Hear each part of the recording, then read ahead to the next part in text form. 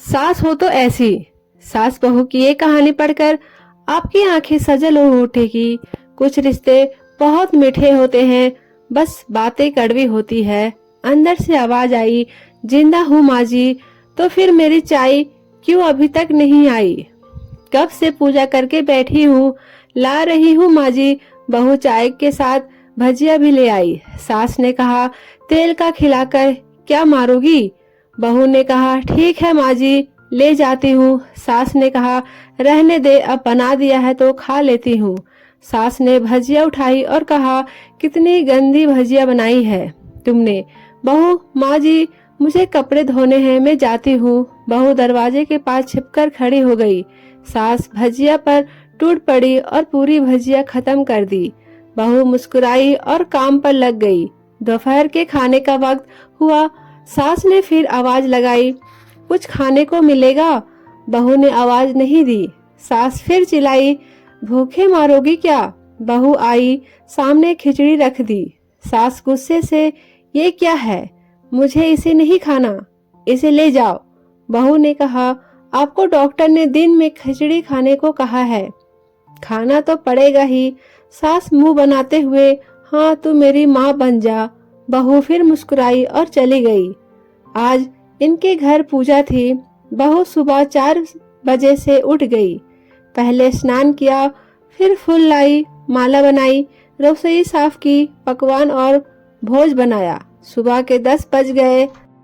अब सास भी उठ चुकी थी। बहू अब पंडित जी के साथ भगवान के वस्त्र तैयार कर रही थी। आज ऑफिस की छुट्टी भी थी। उनके पति भी घर पे थे। पूजा शुरू हुई। सास चिल्लाती, बहू ये नहीं है, वो नहीं है। बहू दौड़ी दौड़ी आती और सब करती। अब दोपहर के 3 बज गए थे। आरती की तैयारी चल रही थी। पंडित जी ने सबको आरती के लिए बुलाया और सबके हाथों में थाली दी। जैसे ही बहू ने थाली पकड़ी, थाली हाथों से गिर पड़ी। शायद भोज बनाते हुए बहू के हाथों में तेल लग गया था, जिसे वो पोंछना भूल गई थी। सारे लोग तरह तरह की बातें करने लगे। कैसी बहू है, कुछ नहीं आता, एक काम भी ठीक से नहीं कर सकती, न जाने कैसी बहू उठा लाए, एक आरती की थाली भी संभाल नहीं सकती। उसके पति भी गुस्सा हो गए, पर सास चुप रही, कुछ नहीं कहा, बस यही बोल के छोड़ दिया, सीख रही है, सब सीख जाएगी धीरे धीरे। अब सबको खाना परोस जाने लगा। बहू दौड़ दौड़ के खाना देती, फिर पानी लाती। करीब 70-80 लोग हो गए थे। इधर 2 नौकर और बहू अकेली, फिर भी वहां सारा काम बहुत ही अच्छे तरीके से करती।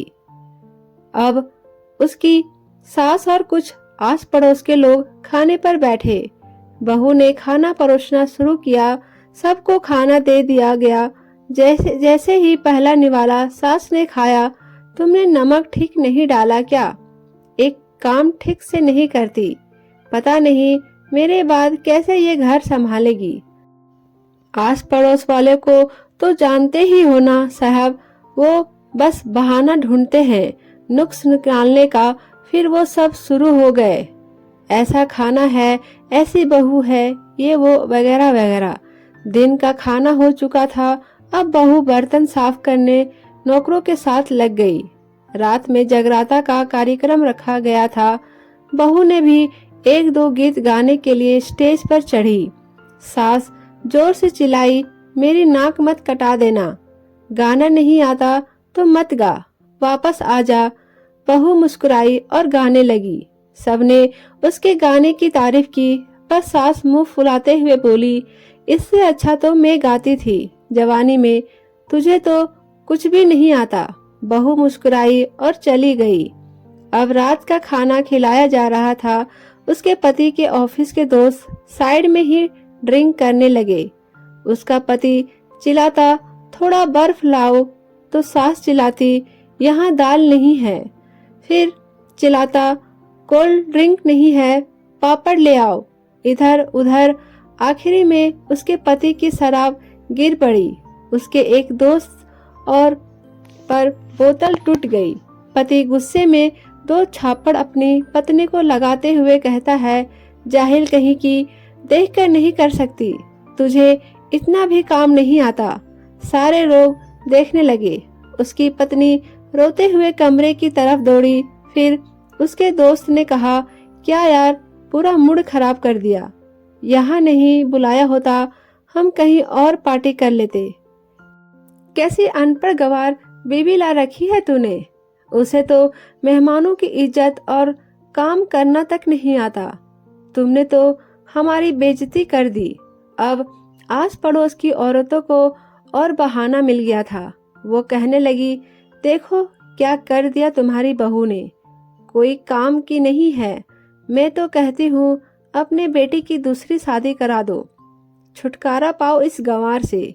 सास उठी और अपने बेटे के पास जाकर उसे थप्पड़ मारा और कहा, अरे नालायक, तुमने मेरी बहू को मारा, तेरी हिम्मत कैसे हुई, तेरी टांग तोड़ दूंगी। उसके बेटे के दोस्त कुछ कहने वाले ही थे कि उसकी माँ ने घूरते हुए कहा, चुप, बिल्कुल चुप, यहाँ दारू पीने आए हो, जबकि पता है आज पूजा है और तुम्हें पार्टी करनी है। कैसे संस्कार दिए हैं तुम्हारे माता पिता ने, और किसने मेरी बहू को जाहिल बोला। जरा इधर आओ, चप्पल से मारूंगी अगर मेरी बहू को किसी ने शब्द भी कहा तो।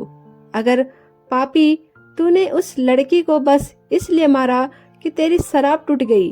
पापी, वो बच्ची सुबह 4 बजे से उठी है, घर का सारा काम कर रही है, ना सुबह से नाश्ता किया, ना दिन का खाना खाया, फिर भी हंसते हुए, सबकी बातें सुनते हुए, ताने सुनते हुए घर के काम में लगी रही। तेरे यारों दोस्त को वो अच्छी नहीं लगी, जूते से मारूंगी तेरे दोस्त को जो कभी उन्होंने ऐसा कहा। उसके यार दोस्त चुपके से खिसक लिए। अब सास बहू के कमरे में गई और बहू का हाथ पकड़कर बाहर लाई। सबके सामने कहने लगी, किसने कहा था अपनी बहू को घर से निकाल के दूसरी बहू ले आना, जरा सामने आओ। कोई सामने नहीं आया। फिर सास ने कहा, तुम जानते भी क्या हो इस लड़की के बारे में। ये मेरी माँ भी है, बेटी भी है। माँ इसलिए मुझे गलत काम करने पे डांटती है और बेटी इसलिए कभी कभी मेरी दिल की भावनाएं समझ जाती है। मेरी दिन रात सेवा करती है, मेरी 1000 ताने सुनती है, पर एक शब्द भी गलत नहीं कहती, ना सामने ना पीठ पीछे। और तुम कहते हो दूसरी बहू ले आओ। याद है ना छुटकी की दादी, अपनी बहू के करतूत। सास ने गुस्से से पड़ोस की महिला को कहा, अभी पिछले हफ्ते ही तुम्हें मियाँ बीबी भूखे छोड़ घूमने चले गए थे। मेरी इस बहू ने 7 दिनों तक तुम्हारे घर पर खाना पीना, यही तक कि तुम्हारे पैर दबाने जाती थी, और तुम इसे जाहिल बोलती हो। जाहिल तो तुम सब हो जो कोयले और हीरे में फर्क नहीं जानते। अगर आइंदा मेरी बहू के बारे में किसी ने एक लफ्ज भी बोला तो मुझसे बुरा कोई नहीं होगा, क्योंकि ये मेरी बहू नहीं, मेरी बेटी है। बहू सिसकियां लेते हुए फिर कमरे में चली गई। सास ने एक प्लेट उठाई और भोजन परोसा, बहू के कमरे में खुद ले आई। सास को भोजन लाते हुए देख तो बहू ने कहा, अरे माँ जी, आप क्या कर रही हो, मैं खुद लेती हूँ। सास ने प्यार से ताना मारते हुए कहा, डर मत, इसमें जहर नहीं है, मार नहीं डालूंगी तुझे। तुझे नई सास चाहिए होगी, पर मुझे अभी भी तू ही मेरे घर की बहू चाहिए। बहू ने अपनी सास को रोते हुए गले से लगा लिया। सास भी रो रही थी पहली बार, और कहा, चल खाना खा ले। फिर मजाक करते हुए कहा, फिर मेरे पैर दबाने चले आना, और ये ख्याल मन में मत लाना कि सास पैर बोलती है। किसी दिन मैं इसका गला दबा दूंगी, क्योंकि अभी कभी मैं भी यही सोचती थी। दोनों खूब हंसने लगती है। कुछ रिश्ते बहुत मीठे होते हैं, बस बातें कड़वी होती है। दोस्तों, उम्मीद करती हूँ आपको ये कहानी अच्छी लगी होगी। अगर कहानी अच्छी लगी तो मेरे चैनल को भी सब्सक्राइब करके मुझे सपोर्ट कीजिए दोस्तों। आपका दिल से धन्यवाद।